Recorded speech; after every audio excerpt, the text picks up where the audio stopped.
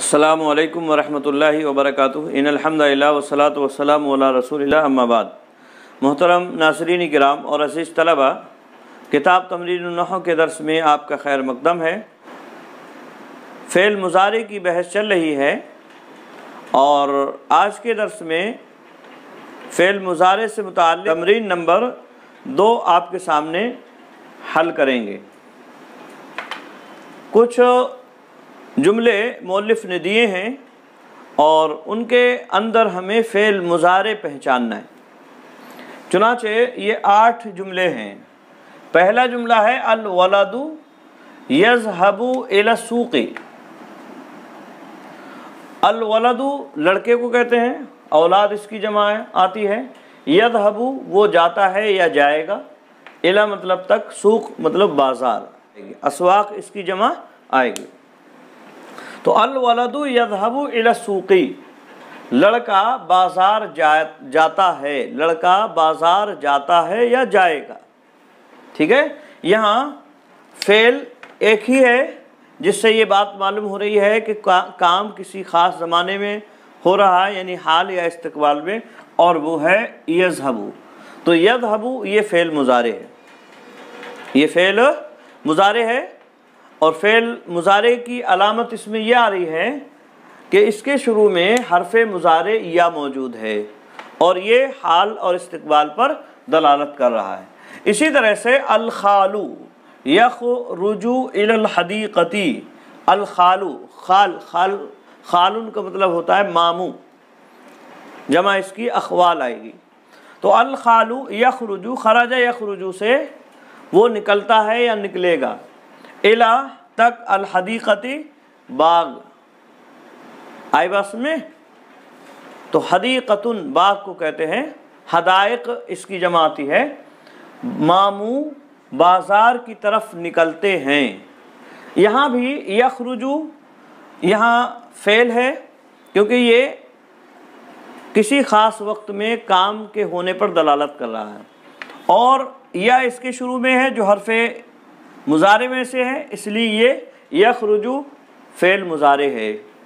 اسی طرح سے تیسری مثال ہے المسلم یعبد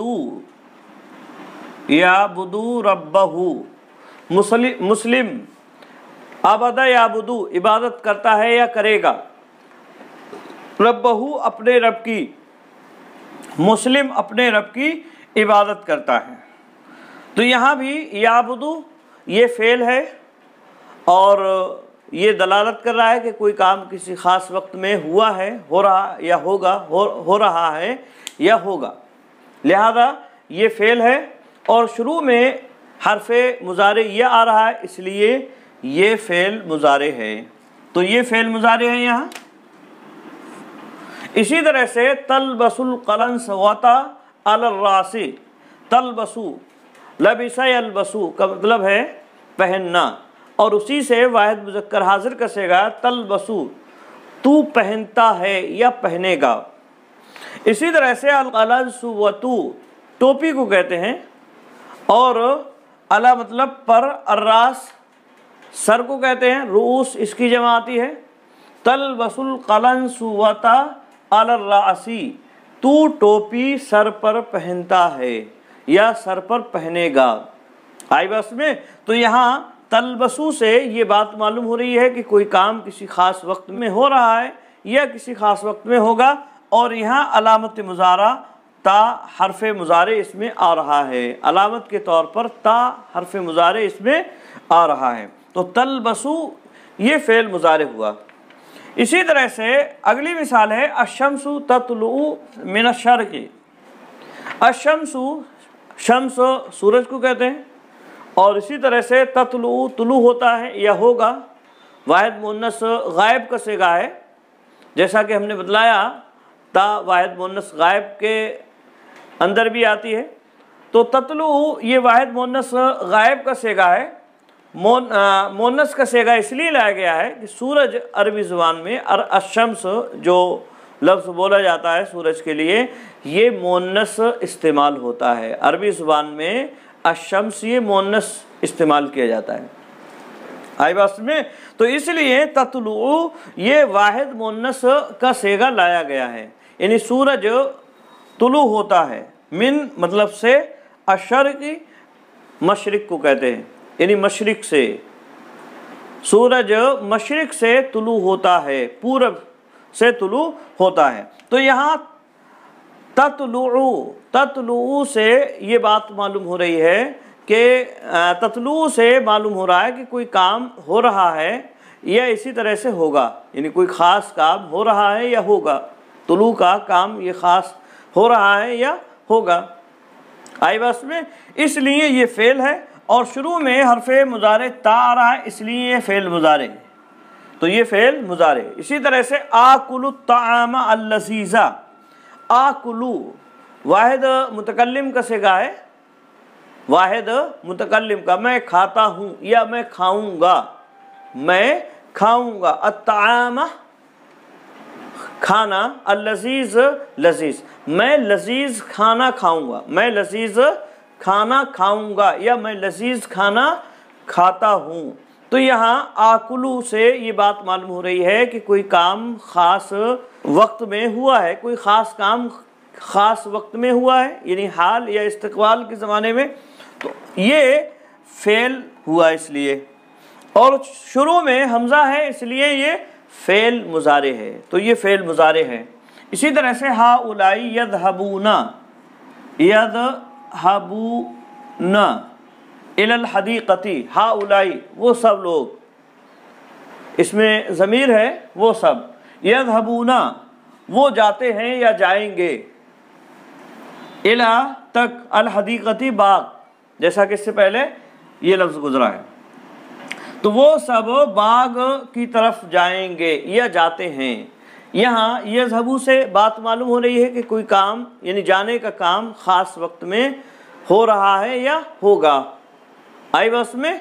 ज़माने हाल या ज़माने इस्तक़बाल में हो रहा है या होगा। तो ये फ़ेल है और फ़ेल मुज़ारे है क्योंकि इसके शुरू में या आ रही है। ये फ़ेल मुज़ारे है इसलिए कि इसके शुरू में या आ रही है जो हरफ़े मुज़ारे में से है, यानी वो लोग बाग की तरफ जाते हैं। इसी तरह से अंतुम, तुम, ये भी इसमें ज़मीर है। तक़रऊनल क़ुरआना, तुम सब पढ़ते हो, अल क़ुरआना कुरान को। तो यहाँ तक़रऊना जो है, तक़रऊना तुम सब पढ़ते हो, अल क़ुरआना कुरान को। तो तक़रऊना से ये बात मालूम हो रही है कि पढ़ने का काम ज़माने हाल में हो रहा है या ज़माने आइंदा में होगा, इसलिए ये फ़ेल है। और शुरू में ता है जो कि फ़ेल मुज़ारे की अलामत है, इसलिए ये फ़ेल मुज़ारे है, ये फ़ेल मुज़ारे है। तो ये जो सेगे हमारे सामने, ये जो जुमले हमारे सामने मौलिफ़ ने दिए थे, उनके अंदर हमने जाना, पहले जुमले में यज़हबू फ़ेल मुज़ारे है, दूसरे जुमले में यख़रुजू फ़ेल मुज़ारे है, और इसी तरह से तीसरे जुमले में याबुदू फ़ेल मुज़ारे है, चौथे जुमले में तलबसू फ़ेल मुज़ारे है, पाँचवें जुमले में ततलू फ़ेल मुज़ारे है, और छठे जुमले में आकुलू फ़ेल मुज़ारे है, सातवें जुमले में यज़हबूना ये फ़ेल मुज़ारे है, और आठवें जुमले में तक़रऊना ये फ़ेल मुज़ारे हैं। ठीक है? तो फ़ेल मुज़ारे को पहचानने के लिए हमें सबसे पहले ये देखना होगा कि वो किस ज़माने पर दलालत कर रहा है, यानी जो ज़माना उसके अंदर पाया जा रहा है वो ज़माना क्या है, हाल पर दलालत कर रहा है या इसी तरह से इस्तक़बाल पर। अगर ये दोनों ज़माने फ़ेल के अंदर पाए जा रहे हैं तो वो फ़ेल मुज़ारे होगा। इसी तरह से इसके साथ साथ हमें ये भी देखना होगा कि उसका पहला हर्फ क्या है, अलामत मुज़ारा उसके शुरू में है या नहीं है। अलामत मुज़ारा जैसा कि हमने बतलाया या, ता, नून और हमज़ा, तो ये चार हर्फ अलामत मुज़ारा के तौर पर इस्तेमाल होते हैं और किसी भी फ़ेल मुज़ारे के शुरू में इनका होना लाज़मी और ज़रूरी है। आई बस में? तो इसी से हमने जाना कि ये तमाम अफ़आल फ़ेल मुज़ारे हैं, क्योंकि एक तो ये हाल और इस्तक़बाल पर दलालत कर रहे हैं, दूसरा इनके शुरू में हरफ़ मुज़ारे जो अलामत के तौर पर इस्तेमाल होता है वो भी यहाँ मौजूद है। آئی بات میں؟ امید ہے بات سمجھ میں آئی ہوگی۔ آج کے لیے بس اتنا ہی۔ السلام علیکم ورحمۃ اللہ وبرکاتہ۔